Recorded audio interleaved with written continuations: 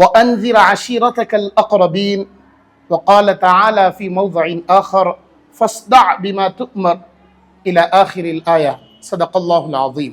حاضرین محترم، اللہ تبارک و تعالیٰ کا روز اول سے یہ قانون رہا کہ وہ جب کبھی دنیا میں گمراہی اور طرح طرح کی برائیوں کو عام ہوتا ہوا رب العالمین دیکھتا تو اللہ تبارک و تعالیٰ وہاں اس موقع پر اپنے برگزیدہ ہستیوں کو یعنی انبیاء علیہم الصلاۃ والتسلیم کو دنیا میں ظاہر فرماتا۔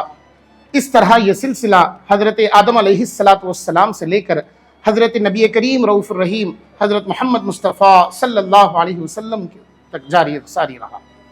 حاضرین محترم، حضور پاک صلی اللہ علیہ وسلم نے جب اب اپنے نبی ہونے کا اعلان فرمایا، اپنی نبوت کا اعلان فرمایا، تو وہ اعلان کے بعد اس دین کی دعوت و تبلیغ خفیہ و پوشیدہ طریقے سے ہونے لگی۔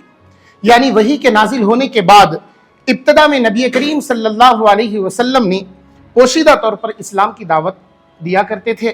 اسلام کی ایک اچھی خاصی جب جماعت تیار ہو گئی تو حضور پاک صلی اللہ علیہ وسلم سب سے پہلے اپنے گھر والوں کو اس دعوت تبلیغ کو جاری فرمایا۔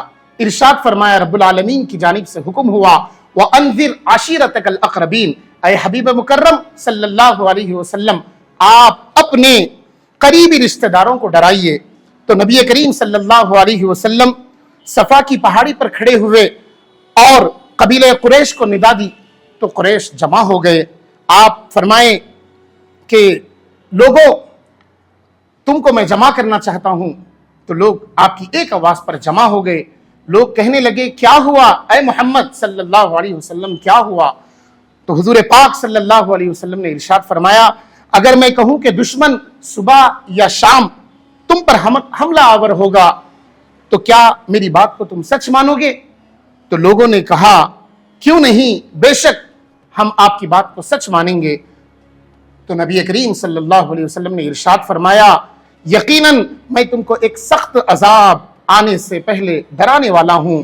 تو ابو لہب نے کہا ہلاکت ہو آپ کی، کیا آپ نے ہم کو اسی لیے جمع کیا؟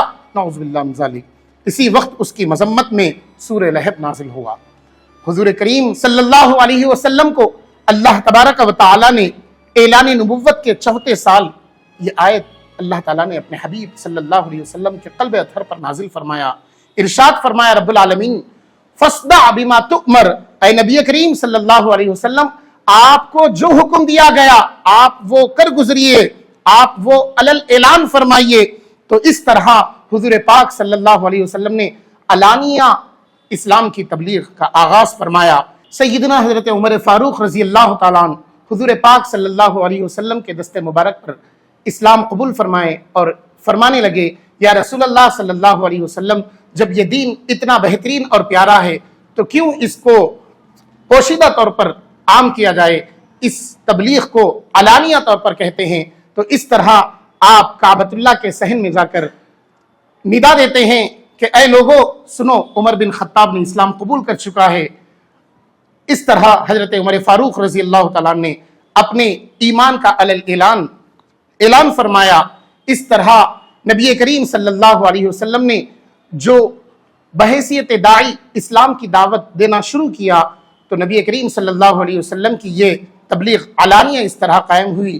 اس طرح نبی کریم صلی اللہ علیہ وسلم جب علانیہ طور پر دعوت و تبلیغ فرما رہے تھے تو طرح طرح کی اذیتیں اور طرح طرح کی پریشانیاں رونما ہونے لگی، لیکن نبی کریم صلی اللہ علیہ وسلم کے پاس لوگ آئے اور آ کر حضرت ابو طالب رضی اللہ تعالیٰ عنہ سے کہنے لگے کہ اے ابو طالب آپ اپنے بھتیجے کو سمجھائیں کہ وہ جس چیز کی دعوت دے رہے ہیں وہ اس چیز سے باز آ جائیں۔